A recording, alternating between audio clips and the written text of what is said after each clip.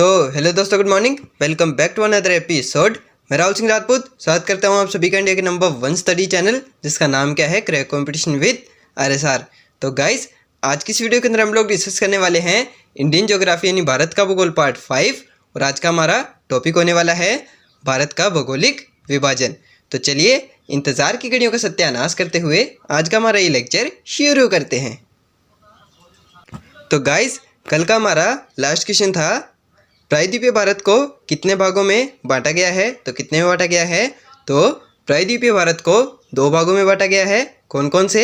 एक तो है प्रायद्वीपीय पर्वत और दूसरा क्या है? दूसरा है प्रायद्वीपीय पठार। तो ये हमारा कल का लास्ट क्वेश्चन था। तो चलिए आज के हमारे फर्स्ट क्वेश्चन पर चलते हैं। तो आज का हमारा फर्स्ट क्वेश्चन क्या है? फर्स्ट क्वेश्चन है, अरावली पर्वतमाला कौन कौन से राज्यों से होकर गुजरती है? तो कौन कौन से होकर गुजरती है? तो वो गुजरती है गुजरात, राजस्थान, हरियाणा और दिल्ली। तो ये 3 राज्य और एक केंद्र शासित प्रदेश है जिनसे अरावली पर्वतमाला होकर गुजरती है। ये राजस्थान के अंदर इसका सबसे अधिक भाग पाया जाता है और ये राजस्थान की सबसे लंबी पर्वतमाला है। तो ये जो अरावली पर्वतमाला है वो 3 राज्यों और एक केंद्र शासित प्रदेश से होकर गुजरती है। कौन कौन से? एक तो गुजरात, दूसरा राजस्थान और तीसरा है हरियाणा और चौथा जो केंद्र शासित प्रदेश है कौन सा? दिल्ली। वहाँ से होकर अरावली पर्वतमाला गुजरती है। तो चलिए आज के हमारे नेक्स्ट क्वेश्चन पर चलते हैं। नेक्स्ट क्या है? नेक्स्ट है, अरावली पर्वतमाला का अधिकतम भाग कौन से राज्य में है? तो ये मैंने आपको अभी बताया, इसका अधिकतम भाग कौन से राज्य में है? तो इसका अधिकतम भाग है राजस्थान के अंदर और ये राजस्थान की सबसे लंबी पर्वतमाला है। तो चलिए हमारे नेक्स्ट क्वेश्चन पर चलते हैं। नेक्स्ट क्या है? नेक्स्ट है, अरावली पर्वत की सबसे ऊंची चोटी कौन सी है? यानी अरावली पर्वत की जो सबसे ऊंची पर्वत चोटी है, जो हाईएस्ट पीक है, वो कौन सी है? तो वो है गुरु शिखर और इसकी ऊंचाई कितनी है? तो वो है 1722 मीटर। और हिमालय की जो भारत के अंदर जो सबसे ऊंची पर्वत चोटी है वो कौन सी है? वो है K2 या गॉडविन ऑस्टिन। और हिमालय की सबसे ऊंची पर्वत चोटी कौन सी है? तो वो है माउंट एवरेस्ट, जो मैंने आपको पीछे की क्लासेस के अंदर अच्छे से समझा दिया है। और ये जो अरावली पर्वत है इसकी सबसे हाईएस्ट पीक कौन सी है? तो वो है गुरु शिखर और जिसकी ऊंचाई कितनी है? 1722 मीटर। तो चलिए हमारे नेक्स्ट क्वेश्चन पर चलते हैं। नेक्स्ट क्या है? नेक्स्ट है, राष्ट्रपति भवन कहाँ पर स्थित है? तो हमारा जो राष्ट्रपति भवन है वो कहाँ पर है? वो है रायसीनिया की पहाड़ियों के ऊपर। और ये रायसीनिया की पहाड़ियाँ कहाँ पर है? यानी ये जो रायसीना की पहाड़ियाँ हैं वो कहाँ पर स्थित हैं? वो है अरावली पर्वत के अंदर। और ये कहाँ पर है? ये है दिल्ली के अंदर। इतना तो आपको पता होगा कि हमारा जो राष्ट्रपति भवन है वो कहाँ पर है? वो है दिल्ली के अंदर। लेकिन ये स्थित कहाँ पर है? तो ये है रायसीना की पहाड़ियों के ऊपर। और ये रायसीना की पहाड़ियाँ कहाँ पर है? तो ये है अरावली पर्वतमाला के अंदर। और वो भी कहाँ पर है? वो है दिल्ली के अंदर। तो चलिए हमारे नेक्स्ट क्वेश्चन पर चलते हैं। तो हमारा नेक्स्ट क्वेश्चन क्या है? नेक्स्ट है, अरावली पर्वत कैसा पर्वत है? तो पिछली क्लासेस के अंदर मैंने आपको पर्वतों के प्रकार समझाए थे कि पर्वत किस प्रकार के होते हैं। तो पर्वत कितने प्रकार के होते हैं? तो पर्वत होते हैं 3 प्रकार के। कौन कौन से? एक तो मैंने आपको बताया था फोल्ड माउंटेन, दूसरा क्या बताया था? ब्लॉक माउंटेन, और तीसरा क्या बताया था? लावा माउंटेन। ये जो ब्लॉक माउंटेन होते हैं ये कैसे होते हैं? तो ये जान लीजिए, ये जो इस प्रकार के जो पर्वत होते हैं उनको क्या कहते हैं? उनको कहते हैं ब्लॉक माउंटेन। और इसका दूसरा टाइप मैंने आपको बताया था, दूसरा क्या था? Fold mountain. उनको कहते हैं वलित पर्वत और वो होते हैं कुछ इस प्रकार के। जो इस प्रकार से जो पर्वत पाए जाते हैं उनको क्या कहते हैं? उनको कहते हैं फोल्ड माउंटेन। और इसका तीसरा प्रकार कौन सा था? तो तीसरा मैंने आपको बताया था, ये जो ज्वालामुखी होते हैं इनके अंदर से जो लावा बाहर निकलता है और उससे जो माउंटेन बनते हैं उनको क्या कहते हैं? तो उनको कहते हैं लावा माउंटेन। तो ये जो हमारा अरावली पर्वत है ये किस प्रकार का पर्वत है? तो ये है अरावली पर्वत है, ये एक अवशिष्ट पर्वत है और यह विश्व के सबसे पुराने पर्वतों में से एक है। और ये अवशिष्ट के साथ ही एक फोल्ड माउंटेन भी है। यानी ये जो वलित पर्वत जो होते हैं, ये जो अरावली पर्वत है ये एक वलित पर्वत है यानी एक फोल्ड माउंटेन है और इसको एक अवशिष्ट पर्वत भी कहा जाता है। तो ये जो अरावली पर्वत है ये एक अवशिष्ट पर्वत है और एक वलित पर्वत है और ये विश्व के सबसे पुराने पर्वतों में से एक है। यानी अगर आपके एग्ज़ाम में क्वेश्चन आता है तो अगर सबसे पुराना पर्वत आपसे पूछा गया है और ऑप्शन के अंदर अरावली पर्वत दिया हुआ है, लेकिन अगर आपको नहीं भी क्वेश्चन आ रहा है तो आप लोग अरावली पर्वत को टिक कर सकते हैं, क्योंकि ज़्यादातर बार जो है क्वेश्चन इसी से पूछा जाता है। किससे? ये जो अरावली पर्वत है इसी से पूछा जाता है कि विश्व का सबसे पुराना पर्वत कौन सा है, या भारत का सबसे, विश्व का नहीं, हम इसको भारत का ही कहेंगे, विश्व के अंदर तो और भी बहुत पुराने पुराने पर्वत हैं, लेकिन अगर आपसे भारत का सबसे पुराना पर्वत पूछा जाए तो आप अरावली पर्वत लगा सकते हैं अगर ऑप्शन में दिया हुआ है तो ये एक अवशिष्ट पर्वत भी है, ये भी आप लोग ध्यान रखिएगा। तो चलिए हमारे नेक्स्ट क्वेश्चन पर चलते हैं। नेक्स्ट क्या है? नेक्स्ट है हमारा अरावली पर्वत किस प्रकार का पर्वत है। तो ये मैंने आपको भी बताया, अरावली पर्वत जो है वो एक वलित पर्वत है। वलित पर्वत का क्या मतलब है? Fold mountain. और फोल्ड माउंटेन कैसे थे? तो फोल्ड माउंटेन ये मैंने आपको अभी समझाया था, जो इस प्रकार के जो पर्वत होते हैं वो कैसे होते हैं, उन्हें कहते हैं वलित पर्वत यानी फोल्ड माउंटेन। और ये जो अरावली पर्वत है ये भी एक प्रकार का वलित पर्वत है। और जो हिमालयाज़ हैं यानी जो हिमालय पर्वत है वो भी किस प्रकार का पर्वत है? तो वो भी एक वलित पर्वत है यानी एक फोल्ड माउंटेन ही है। तो चलिए हमारे नेक्स्ट क्वेश्चन पर चलते हैं। नेक्स्ट क्या है? नेक्स्ट है माउंट आबू पर्वत कौन सी पर्वतमाला में स्थित है। तो ये जो माउंट आबू है वो कहाँ पर है? वो है राजस्थान के अंदर। और ये कहाँ पर है, यानी ये कौन से पर्वत के अंदर स्थित है? तो ये अरावली पर्वतमाला के अंदर ही स्थित है। कौन सा पर्वत? माउंट आबू पर्वत। ये एक माउंटेन पीक है जो कहाँ पर स्थित है? जो है अरावली पर्वत के अंदर यानी राजस्थान के अंदर ही ये स्थित है। चलिए हमारे नेक्स्ट क्वेश्चन पर चलते हैं। नेक्स्ट क्या है? नेक्स्ट है दिलवाड़ा के प्रसिद्ध जैन मंदिर कहाँ पर स्थित हैं। तो ये जो दिलवाड़ा के प्रसिद्ध जैन मंदिर हैं वो कहाँ पर स्थित हैं? तो वो है माउंट आबू पर्वत पर। और वो कहाँ पर है? सिरोही के अंदर। और सिरोही कहाँ पर है? वो है राजस्थान के अंदर। यानी जो माउंट आबू पर्वत है ये कहाँ पर स्थित है? ये सिरोही के अंदर है। और सिरोही यानी सिरोही कहाँ पर है? सिरोही है राजस्थान के अंदर। और ये जो दिलवाड़ा के प्रसिद्ध जैन मंदिर हैं ये भी कहाँ पर स्थित हैं? ये भी हैं राजस्थान के अंदर ही। कहाँ पर? माउंट आबू पर्वत के ऊपर। और वो कहाँ पर है? सिरोही के अंदर। तो चलिए हमारे नेक्स्ट क्वेश्चन पर चलते हैं। नेक्स्ट क्या है? नेक्स्ट है विंध्याचल पर्वत कौन कौन से राज्यों से होकर गुजरता है। तो विंध्याचल जो पर्वत है वो कौन कौन से राज्यों से होकर गुजरता है? तो वो गुजरता है उत्तर प्रदेश, मध्य प्रदेश, राजस्थान और गुजरात। तो ये 4 राज्य हैं जिनसे विंध्याचल पर्वत होकर गुजरता है। यानी ये जो इतने जो 4 राज्य हैं इनसे इन 4 राज्यों के अंदर विंध्याचल पर्वत फैला हुआ है। कौन कौन से? उत्तर प्रदेश, मध्य प्रदेश, राजस्थान और गुजरात। तो चलिए हमारे नेक्स्ट क्वेश्चन पर चलते हैं। नेक्स्ट क्या है? नेक्स्ट है विंध्याचल पर्वत की सबसे ऊंची पर्वत चोटी कौन सी है। यानी अरावली पर्वत की सबसे ऊंची चोटी यानी हाईएस्ट पीक कौन सी थी? तो वो थी गुरु शिखर। और उसकी ऊंचाई कितनी थी? तो वो थी 1722 मीटर। और ये जो विंध्याचल पर्वत है इसकी सबसे ऊंची चोटी कौन सी है? तो इसकी हाईएस्ट पीक है सद्भावना शिखर। और इसका दूसरा नाम भी है, इसको दूसरे किस नाम से जाना जाता है? तो इसको सिद्ध बाबा भी कहते हैं। यानी ये जो सद्भावना शिखर है इसको सिद्ध बाबा भी कहा जाता है। और ये विंध्याचल पर्वत की सबसे ऊंची पर्वत चोटी है। तो ये थी विंध्याचल पर्वत की सबसे ऊंची पर्वत चोटी कौन सी? सद्भावना शिखर, या जिसको हम लोग सिद्ध बाबा भी कहते हैं। तो चलिए हमारे नेक्स्ट क्वेश्चन पर चलते हैं। नेक्स्ट क्या है? नेक्स्ट है विंध्याचल पर्वत का निर्माण कौन से पत्थरों से हुआ है। तो ये जो विंध्याचल पर्वत है इसका निर्माण कौन से पत्थर से हुआ है? तो इसका निर्माण हुआ है बलुआ पत्थर से। यानी बलुआ पत्थर से ही विंध्याचल पर्वत का निर्माण हुआ है। तो चलिए हमारे नेक्स्ट क्वेश्चन पर चलते हैं। नेक्स्ट क्या है? नेक्स्ट है सतपुड़ा पर्वतमाला में कौन सी पर्वत चोटियाँ स्थित हैं। तो ये जो सतपुड़ा पर्वत है ये कहाँ पर है? ये विंध्याचल पर्वत के जस्ट नीचे है। यानी अगर हम लोग सामने से अगर मैप देखेंगे तो ऊपर जो है यहाँ पर तो स्थित है कौन सा? विंध्याचल पर्वत। और इसके जस्ट नीचे कौन सा पर्वत स्थित है? तो वो है सतपुड़ा पर्वत। तो ये जो सतपुड़ा पर्वत है इसके अंदर कौन कौन सी पर्वत चोटियाँ स्थित हैं? तो इसके अंदर कौन कौन सी हैं? इसके अंदर है मैकाल। दूसरी कौन सी है? दूसरी है अमरकंटक की चोटी। और तीसरी क्या है? बड़वानी। चौथी है महादेव।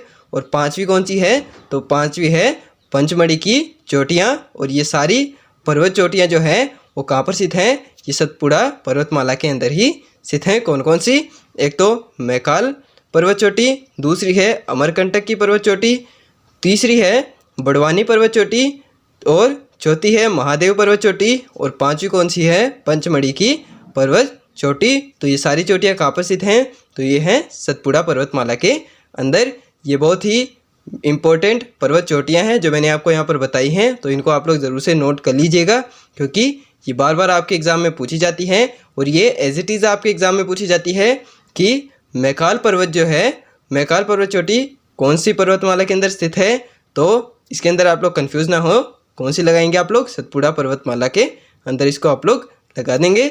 मैकाल, अमरकंटक, बड़वानी, महादेव और पंचमढ़ी की जो चोटियाँ हैं वो कहाँ पर स्थित हैं, वो है सतपुड़ा पर्वत के अंदर। तो चलिए हमारे नेक्स्ट क्वेश्चन पर चलते हैं।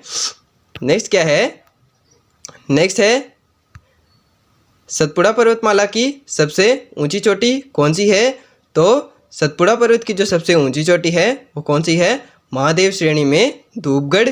और इसकी ऊंचाई कितनी है, तो वो है 1350 मीटर। तो अरावली पर्वत की सबसे ऊंची पर्वत चोटी कौन सी थी, तो वो थी कौन सी, गुरु शिखर। और ये जो सतपुड़ा पर्वतमाला है इसकी सबसे ऊंची पर्वत चोटी कौन सी है, तो इसकी सबसे ऊंची पर्वत चोटी है महादेव पर्वत श्रेणी के अंदर कौन सी, धूपगढ़ जो पर्वत चोटी है वो इसकी सबसे हाईएस्ट पीक है। और उसकी ऊंचाई कितनी है, तो उसकी ऊंचाई है 1350 मीटर। तो चलिए हमारे नेक्स्ट क्वेश्चन पर चलते हैं। नेक्स्ट क्या है, नेक्स्ट है सतपुड़ा पर्वतमाला कौन कौन से राज्यों में फैली हुई है। तो ये कौन कौन से राज्यों में फैली हुई है, तो ये फैली हुई है 3 राज्यों में। और वो 3 राज्य कौन कौन से हैं, तो वो है छत्तीसगढ़, मध्य प्रदेश और गुजरात। अगर हम लोग पश्चिम से पूर्व की ओर देखेंगे तो कौन कौन से, गुजरात, मध्य प्रदेश, छत्तीसगढ़। या हम लोग पूर्व से पश्चिम की ओर देखेंगे तो कौन कौन से होंगे, तो छत्तीसगढ़, मध्य प्रदेश और गुजरात। तो ये 3 राज्य हैं, इनके अंदर सतपुड़ा जो पर्वत है वो फैला हुआ है, छत्तीसगढ़, मध्य प्रदेश और गुजरात। तो चलिए हमारे नेक्स्ट क्वेश्चन पर चलते हैं। हमारा नेक्स्ट क्वेश्चन है सतपुड़ा पर्वत किस प्रकार का पर्वत है। गाइस अगर आप लोगों को थोड़ी सी वॉइस में प्रॉब्लम आ रही है तो मेरे को माफ़ कर देना क्योंकि मेरी थोड़ी सी तबीयत ख़राब हो रखी है, मेरे ज़ुकाम हो रखी है, इसलिए थोड़ी सी आवाज़ सही नहीं आ पा रही है। अगर आप लोगों को प्रॉब्लम आ रही है आवाज़ सुनने में तो मेरे को माफ़ करना, मैं अगली जो क्लास होगी उसके अंदर थोड़ा सा ठीक हो जाऊँगा, तो मैं आप लोगों के लिए थोड़ी सी अच्छी वॉइस लाने की कोशिश करूँगा। लेकिन इस क्लास के अंदर वॉइस ऐसे ही रहने वाली है क्योंकि मेरी थोड़ी सी तबीयत ख़राब है। चलिए हमारे नेक्स्ट क्वेश्चन पर चलते हैं। नेक्स्ट क्या है, नेक्स्ट है सतपुड़ा पर्वत किस प्रकार का पर्वत है। सतपुड़ा जो पर्वत है यह एक ब्लॉक पर्वत है। अभी तक जो हमने पर्वत पढ़े वो किस प्रकार के पर्वत थे, तो वो थे वलित पर्वत यानी जो फोल्ड माउंटेन थे वो थे कौन कौन से, एक तो अरावली पर्वत हमने देखा, दूसरा हमने देखा विंध्याचल पर्वत, और जो हमारा सबसे पहले हमने देखा था कौन सा, हिमालयाज़। तो वो तीनों किस प्रकार के पर्वत हैं, तो वो हैं फोल्ड माउंटेन यानी वलित जो पर्वत हैं वो वलित पर्वत हैं। और ये जो सतपुड़ा पर्वत है ये किस प्रकार का पर्वत है, तो ये है ब्लॉक माउंटेन। ब्लॉक माउंटेन मैंने आपको बताया था अभी थोड़ी देर पहले किस प्रकार के होते हैं, तो ये कुछ इस प्रकार के पर्वत होते हैं, इनको ब्लॉक माउंटेन कहते हैं। और ये जो सतपुड़ा पर्वत है ये भी किस प्रकार का पर्वत है, ये है एक ब्लॉक माउंटेन यानी एक ब्लॉक पर्वत है, क्योंकि इसके दोनों ओर भ्रंश घाटी है। एक तरफ तो नर्मदा और दूसरी ओर कौन सी, ताप्ती नदी है। और इसके एक तरफ नर्मदा और दूसरी तरफ ताप्ती भ्रंश घाटी है। और भ्रंश घाटी को इंग्लिश में क्या कहते हैं, तो भ्रंश घाटी को इंग्लिश में कहते हैं रिफ्ट वैली। यानी ये जो सतपुड़ा पर्वत है ये एक ब्लॉक माउंटेन है। और ये ब्लॉक माउंटेन क्यों है, क्योंकि इसके दोनों ओर भ्रंश घाटी यानी रिफ्ट वैली पाई जाती है। कौन कौन सी, 2 रिफ्ट वैली कौन कौन सी है इसके दोनों तरफ, एक तो है नर्मदा रिफ्ट वैली और दूसरी कौन सी है, ताप्ती रिफ्ट वैली। यानी इसके दोनों ओर 2 नदियां हैं, कौन कौन सी हैं, एक तो नर्मदा नदी है और दूसरी कौन सी है, दूसरी है ताप्ती नदी, और वो भ्रंश घाटी का निर्माण करती है। इसीलिए जो सतपुड़ा जो पर्वत है वो एक ब्लॉक माउंटेन है। और जो भ्रंश घाटी होती है उसको इंग्लिश में क्या कहते हैं, उसको कहते हैं इंग्लिश में रिफ्ट वैली। तो इसके दोनों ओर 2 रिफ्ट वैली हैं, ताप्ती और नर्मदा रिफ्ट वैली। तो चलिए हमारे नेक्स्ट क्वेश्चन पर चलते हैं। नेक्स्ट क्या है, नेक्स्ट है, ये दोबारा से क्यों हो रहा है रिपीट। चलिए नेक्स्ट चलते हैं। नेक्स्ट है हमारा, सतपुड़ा पर्वत के दोनों ओर कौन सी नदियां हैं। सतपुड़ा पर्वत के दोनों ओर कौन सी नदियां हैं, तो ये मैंने आपको अभी बताया। एक तरफ तो है ताप्ती नदी और दूसरी तरफ कौन सी है, दूसरी तरफ है नर्मदा नदी। और ये जो दोनों नदियां हैं ये ब्रंश घाटी का निर्माण करती हैं, यानी रिफ्ट वैली का निर्माण करती है। इसीलिए ये जो सतपुड़ा जो पर्वत है वो एक ब्लॉक माउंटेन है। तो चलिए हमारे नेक्स्ट क्वेश्चन पर चलते हैं। नेक्स्ट है, भारत का एकमात्र ब्लॉक पर्वत कौन सा है। तो भारत का एकमात्र ब्लॉक पर्वत कौन सा है, तो ये आपने भी पढ़ा, सतपुड़ा पर्वत एक ब्लॉक पर्वत है। लेकिन ये एक ब्लॉक पर्वत होने के साथ साथ भारत का एकमात्र ब्लॉक पर्वत भी है, यानी सतपुड़ा जो पर्वत है इसके अलावा भारत के अंदर और कोई भी ब्लॉक माउंटेन नहीं है। यानी सभी प्रकार के जो पर्वत हैं वो कौन से हैं, वो हैं वलित पर्वत और कुछ कुछ लावा माउंटेन्स भी हैं। लेकिन भारत के अंदर जो एकमात्र ब्लॉक पर्वत है वो कौन सा है, वो है सिर्फ सतपुड़ा पर्वत। तो चलिए हमारे नेक्स्ट क्वेश्चन पर चलते हैं। नेक्स्ट क्या है, नेक्स्ट है, खड़ी ढलान वाला पर्वत कौन से पर्वत को कहा जाता है। तो कौन से को कहा जाता है, पश्चिमी घाट पर्वत को। इसी पश्चिमी घाट पर्वत को खड़ी ढलान वाला पर्वत कहा जाता है और इसे फ्लैट स्लोप भी कहते हैं। यानी जो पश्चिमी जो घाट पर्वत हैं कहाँ पर हैं, वो है साउथ के अंदर। अगर आप लोग इंडिया के अंदर साउथ वाला जो रीजन है वहाँ पर देखेंगे तो ये आपको पश्चिमी घाट पर्वत नज़र आ जाएंगे। ये पश्चिमी जो भाग है भारत का वहाँ पर स्थित है कौन सा, पश्चिमी घाट पर्वत। और ये खड़ी ढलान वाले पर्वत हैं, इसीलिए इनको फ्लैट स्लोप भी कहा जाता है। ये यहाँ पर 2 बार पे आ गया है, ये थोड़ा सा मिसप्रिंट है तो इसको इग्नोर कीजिएगा। आप लोग सिर्फ इतना देखिए, पश्चिमी घाट पर्वत को ही खड़ी ढलान वाला पर्वत कहा जाता है और इसको फ्लैट स्लोप भी कहते हैं। तो चलिए हमारे नेक्स्ट क्वेश्चन पर चलते हैं। नेक्स्ट क्या है, नेक्स्ट है, पश्चिमी घाट पर्वत कौन कौन से राज्यों में फैला हुआ है। तो पश्चिमी जो घाट पर्वत है वो कौन कौन से राज्यों में, एक तो है गुजरात, उसके नीचे कौन सा आता है, उसके नीचे आता है महाराष्ट्र, फिर आता है गोवा, उसके बाद में कर्नाटक, तीसरा उसके बाद में आता है केरल और लास्ट में कौन सा है, तमिलनाडु। तो ये जो 6 राज्य हैं इनसे पश्चिमी घाट पर्वत होकर गुजरता है। यानी जो 6 राज्य हैं इनके अंदर पश्चिमी घाट पर्वत फैला हुआ है। कौन कौन से हैं, सबसे पहला यानी सबसे जो ऊपर है वो कौन सा है, वो है गुजरात, उसके बाद आता है महाराष्ट्र, फिर उसके नीचे आता है गोवा, फिर आता है कर्नाटक और उसके बाद में पांचवा कौन सा है, पांचवा है केरल और छठा जो राज्य है वो कौन सा है, वो है तमिलनाडु। यानी जो 6 राज्य हैं यहाँ पर पश्चिमी घाट जो पर्वत है वो फैला हुआ है। तो चलिए हमारी नेक्स्ट क्वेश्चन पर चलते हैं। तो हमारा नेक्स्ट क्वेश्चन क्या है, नेक्स्ट है, पश्चिमी घाट पर्वत को और किस नाम से जाना जाता है। तो ये जो पश्चिमी घाट जो पर्वत है इसको दूसरे किस नाम से जानते हैं, तो इनको हम लोग सह्याद्री माउंटेन्स भी कहते हैं। यानी सह्याद्री पर्वत भी इनको कहा जाता है। कौन से पर्वत को, ये जो पश्चिमी घाट पर्वत है इनको सह्याद्री माउंटेन या सह्याद्री पर्वत भी हम लोग कहते हैं। तो चलिए हमारे नेक्स्ट क्वेश्चन पर चलते हैं। नेक्स्ट क्या है, नेक्स्ट है, कौन सी अक्षांश रेखा पश्चिमी घाट पर्वत को 2 बराबर भागों में बांटती है। तो कौन सी अक्षांश रेखा है या कितने डिग्री चैनल है। तो जो 16 डिग्री अक्षांश रेखा है या जिसको हम लोग 16 डिग्री चैनल भी कहते हैं, ये जो पश्चिमी घाट पर्वत है इसको 2 बराबर भागों में बांटती है। आपको मैं थोड़ा सा एक्सप्लेन करूं तो पृथ्वी के ऊपर ऐसे करके ये जो आड़ी और जो सीधी रेखाएं होती हैं ऐसी काल्पनिक रेखाएं खींची गई हैं। ऐसी रेखाएं वास्तव में पृथ्वी पर नहीं है, ये सिर्फ एक काल्पनिक रेखाएं हैं जो पृथ्वी की संरचना को समझने के लिए खींची जाती है ग्लोब पर और उसको हम लोग पृथ्वी पर भी इमेजिन करते हैं। तो ये जो आपको पड़ी रेखाएं दिखाई दे रही हैं, ये जो ऐसे आपको दिखाई दे रही हैं पड़ी रेखाएं, इनको कहते हैं अक्षांश या इनको हम लोग चैनल भी कहते हैं। तो जो 16 डिग्री अक्षांश या जो 16 डिग्री चैनल है वो कौन से को, ये जो पश्चिमी घाट जो पर्वत है, अगर आप लोग इसको ऐसे इमेजिन करेंगे तो ये जो पश्चिमी घाट पर्वत है इसको 16 डिग्री जो अक्षांश रेखा है वो 2 बराबर भागों में बांटती है और इसको हम लोग 16 डिग्री चैनल भी कहते हैं। तो आपके पेपर में अगर चैनल दिया हुआ हो तो आप लोग चैनल पे टिक करेंगे और अगर अक्षांश दी हुई हो तो अक्षांश पे टिक करेंगे। और कौन से अक्षांश पे, 16 डिग्री अक्षांश पे आप लोग टिक करेंगे जो पश्चिमी घाट पर्वत को 2 बराबर भागों में बांटती है। तो चलिए हमारे नेक्स्ट क्वेश्चन पर चलते हैं।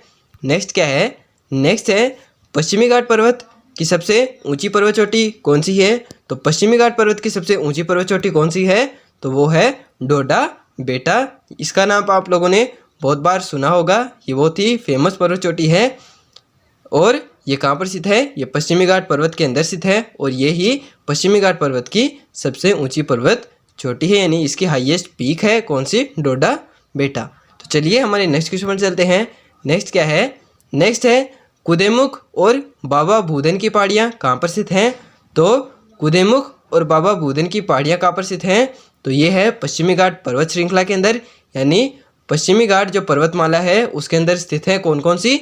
एक तो कुदेमुख और बाबा भूधन की जो पहाड़ियाँ हैं वो इसी पर्वतमाला के अंदर स्थित हैं। कुदेमुख जो है वो कहाँ पर है? वो है कर्नाटक के अंदर।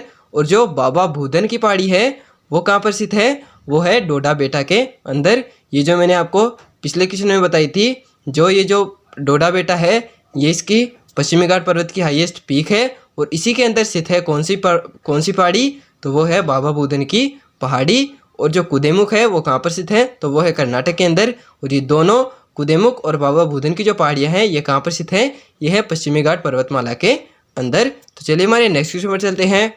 नेक्स्ट क्या है? नेक्स्ट है पश्चिमी घाट पर्वत और पूर्वी घाट पर्वत के मिलान क्षेत्र को क्या कहा जाता है? तो ये जो पश्चिमी घाट जो पर्वत है और जो पूर्वी घाट जो पर्वत है इसके मिलान क्षेत्र को क्या कहा जाता है? तो इसको कहा जाता है नीलगिरी रंगम। और ये कहाँ पर मिलते हैं? तो ये मिलते हैं नीलगिरी की पहाड़ियों के अंदर। ये आप लोग देख सकते हैं, ये जो पश्चिमी घाट पर्वत है और ये जो पूर्वी घाट पर्वत है ये रेगुलर माउंटेन नहीं है, ये इरेगुलर माउंटेन है, यानी ये जगह जगह से कटा हुआ है। ये जो पश्चिमी घाट पर्वत है ये तो एक पूरा एक पर्वतमाला है और ये जो पर्वत श्रेणी है और ये कहीं पर भी कटी छटी नहीं है। लेकिन ये जो पूर्वी जो घाट पर्वत है ये जगह जगह पर कटा हुआ है और ये इरेगुलर माउंटेन है। और ये जो पश्चिमी घाट जो पर्वत है ये एक रेगुलर माउंटेन है, यानी ये कहीं पर भी कटा हुआ नहीं है। लेकिन ये जो पूर्वी घाट जो पर्वत है ये जगह जगह से कटा हुआ है और ये इरेगुलर माउंटेन है। और ये जो पश्चिमी घाट जो पर्वत और ये जो पूर्वी घाट है पर्वत है ये जहाँ पर मिलते हैं इस स्थान को क्या कहते हैं? तो इसको कहते हैं नीलगिरी रंगम। और ये जो दोनों पर्वतमालाएं हैं ये कहाँ पर मिलती हैं? ये मिलती हैं नीलगिरी की पहाड़ियों के अंदर और इसी स्थान को नीलगिरी रंगम भी कहा जाता है। तो चलिए हमारे नेक्स्ट क्वेश्चन पर चलते हैं। नेक्स्ट क्या है? नेक्स्ट है पूर्वी घाट पर्वत को और क्या कहा जाता है, यानी पूर्वी घाट पर्वत को और किस नाम से जाना जाता है? तो पूर्वी जो घाट पर्वत है इसको इरेगुलर माउंटेन भी कहते हैं। इरेगुलर क्यों कहते हैं ये मैंने आपको अभी बता दिया है। इसको इरेगुलर माउंटेन क्यों कहते हैं? क्योंकि इसे नदियों ने जगह जगह से काट रखा है। यानी ये जो पश्चिमी जो घाट पर्वत है ये एक रेगुलर माउंटेन है, ये कहीं पर भी कटा हुआ नहीं है। लेकिन ये जो पूर्वी जो घाट पर्वत है ये जगह जगह से कटा हुआ है। और क्यों कटा हुआ है? क्योंकि इसको जगह जगह से नदियों ने काट रखा है। क्योंकि ये जो गोदावरी और ये जो कृष्णा, ये कावेरी, तुंगभद्रा जो नदियाँ हैं वो किधर जाती हैं? वो जाती हैं पूर्वी भारत के पूर्वी इलाके में, यानी जो पूर्वी भाग है उस तरफ इनका मुँह है। और ये कहाँ पर गिरती हैं? तो ये गिरती है बंगाल की खाड़ी के अंदर। इसीलिए इन नदियों ने ये जो पूर्वी घाट जो पर्वत है इसको जगह जगह से काट रखा है। इसीलिए इसको इरेगुलर माउंटेन भी कहा जाता है। इरेगुलर क्यों? क्योंकि ये रेगुलर नहीं है, ये जगह जगह से कटा हुआ है। किसके द्वारा? नदियों के द्वारा। तो चलिए हमारे नेक्स्ट क्वेश्चन पर चलते हैं। नेक्स्ट क्या है? नेक्स्ट है पूर्वी घाट पर्वत की सबसे ऊंची पर्वत चोटी कौन सी है? यानी जो पूर्वी घाट पर्वत है इसकी हाईएस्ट पीक कौन सी है? तो वो कौन सी है? तो वो है महेंद्रगिरी, या जिसको हम लोग विशाखापत्तनम भी कहते हैं। इसका नाम आप लोगों ने बहुत बार सुना होगा। ये जो विशाखापत्तनम है और ये जो महेंद्रगिरी है इसका नाम आप लोगों ने बहुत बार सुना होगा, क्योंकि ये बहुत ही फेमस पर्वत चोटियाँ हैं। और ये कहाँ पर स्थित हैं? तो ये स्थित हैं पूर्वी घाट पर्वत के अंदर। और ये जो महेंद्रगिरी या जिसको हम लोग विशाखापत्तनम भी कहते हैं ये पूर्वी घाट पर्वत की सबसे हाईएस्ट पीक है, यानी सबसे ऊंची पर्वत चोटी है। तो चलिए हमारे नेक्स्ट क्वेश्चन पर चलते हैं। नेक्स्ट क्वेश्चन क्या है हमारा? नेक्स्ट है दक्षिण भारत की सबसे ऊंची पर्वत चोटी कौन सी है? तो दक्षिण भारत की सबसे ऊंची चोटी कौन सी है?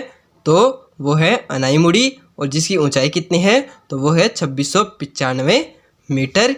ये दक्षिण भारत की यानी जो साउथ इंडिया है वो उसकी सबसे ऊंची पर्वत चोटी है। जो पश्चिमी घाट पर्वत है और जो पूर्वी घाट पर्वत है उसके अंदर सबसे ऊंची पर्वत चोटी कौन सी है? तो वो है अनाईमुड़ी, और जिसकी ऊंचाई कितनी है? तो वो है 2695 मीटर यानी 2695 मीटर। तो चलिए हमारे नेक्स्ट क्वेश्चन पर चलते हैं।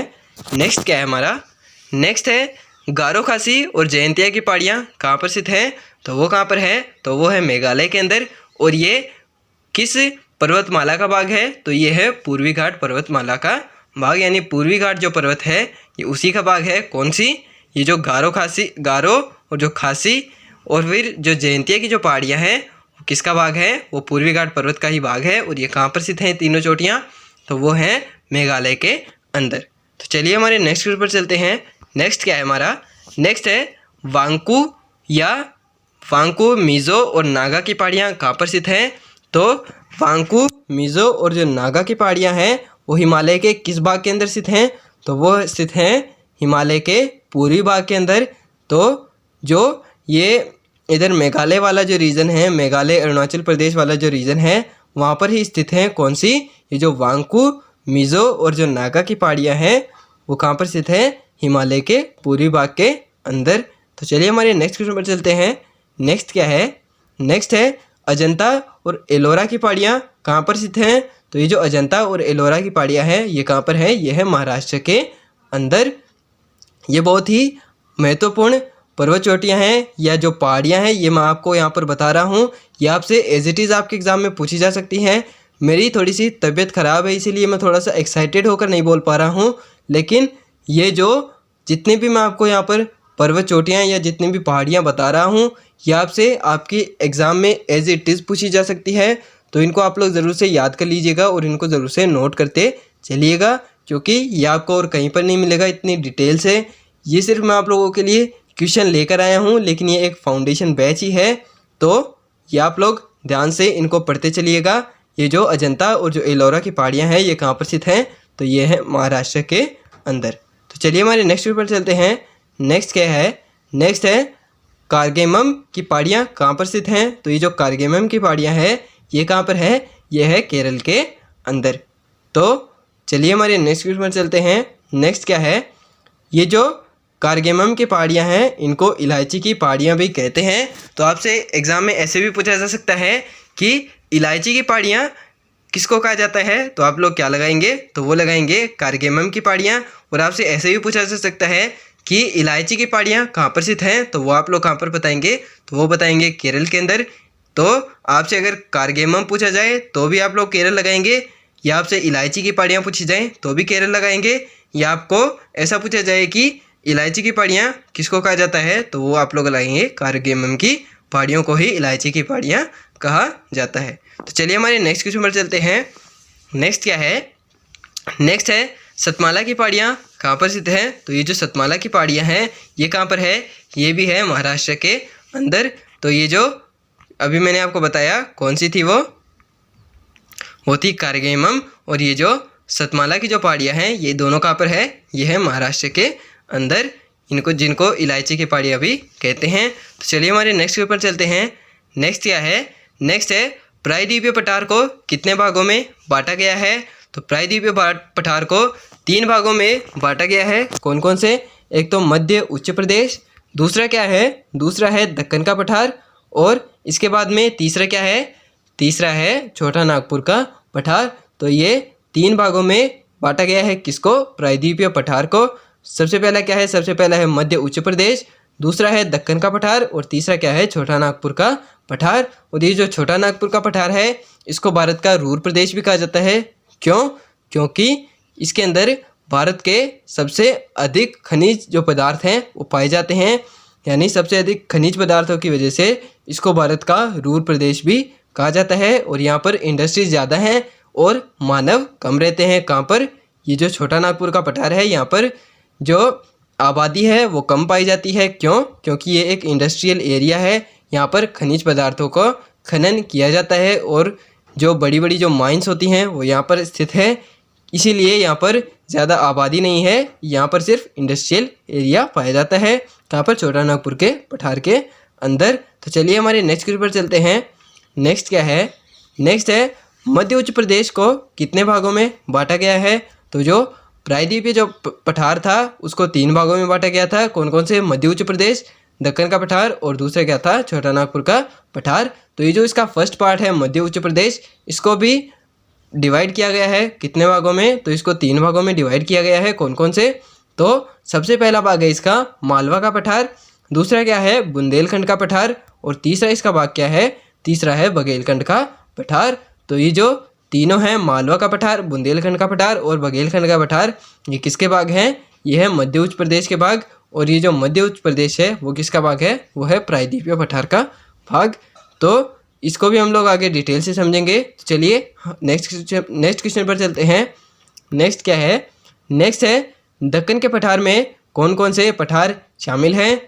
तो ये जो दक्कन का पठार है इसके अंदर कौन कौन से पठार शामिल है, तो इसके अंदर शामिल है महाराष्ट्र का पठार, दूसरा है इसके अंदर तेलंगाना का पठार, तीसरा है आंध्र प्रदेश का पठार, और चौथा क्या है, चौथा है कर्नाटक का पठार, और पांचवा इसके अंदर आता है तमिलनाडु का पठार।